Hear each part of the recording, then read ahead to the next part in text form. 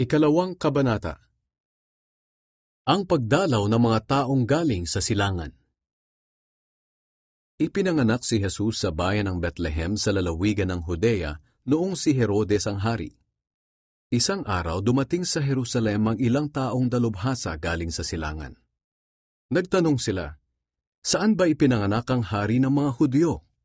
Nakita namin ang kaniyang bituin sa silangan at naparito kami upang sambahin siya."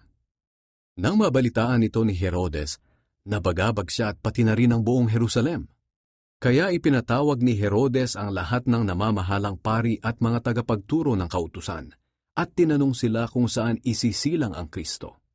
Sumagot sila, "Sa Bethlehem na sakop ng Huda, dahil ganito ang isinulat ng propeta. Ikaw Bethlehem sa lupain ng Huda, hindi ka huli sa mga pangunahing bayan ng Huda.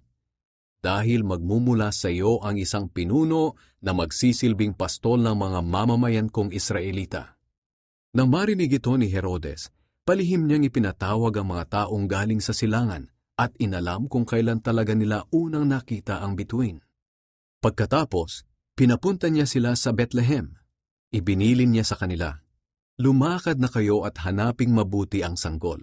At kapag nakita ninyo, balitaan niyo ako kaagad upang makapunta rin ako at makasamba sa kanya."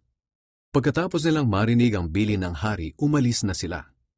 Habang sila ay naglalakbay, muling lumitaw ang bituin na nakita nila sa silangan, at lubos ang kanilang kagalakan.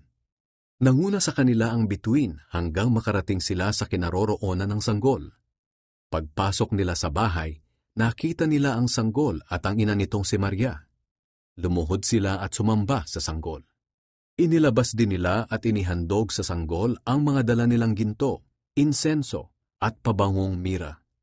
Nang pauwi na sila, binalaan sila ng Diyos sa pamamagitan ng isang panaginip na huwag nang bumalik kay Herodes, kaya nag-iba na sila ng daan pauwi. Ang pagtakas patungo sa Ehipto.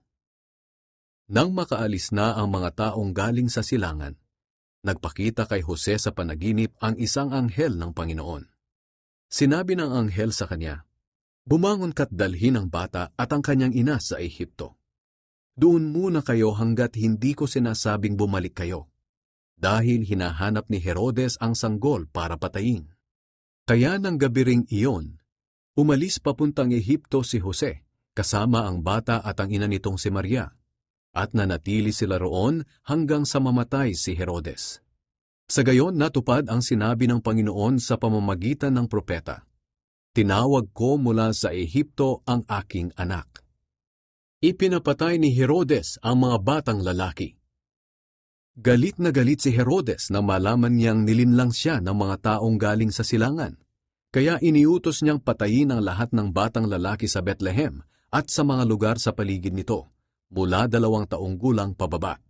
Sapagkat ayon sa nalaman niya sa mga taong galing sa silangan, 2 taon na ang nakalipas mula nang una nilang makita ang bituin. Sa ginawang kalupitan ni Herodes, natupad ang sinabi ni Propeta Jeremias, "May narinig na iyakan at malakas na panaghoy sa Rama. Iniiyakan ni Raquel ang pagkamatay ng kanyang mga anak, at ayaw niyang magpaaliw dahil patay na ang mga ito." Ang pagbabalik mula sa Ehipto.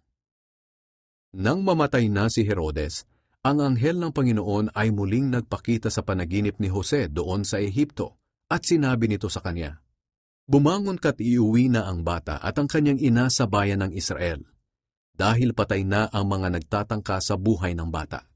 Kaya bumangon si Jose at dinala ang mag-ina pauwi sa Israel.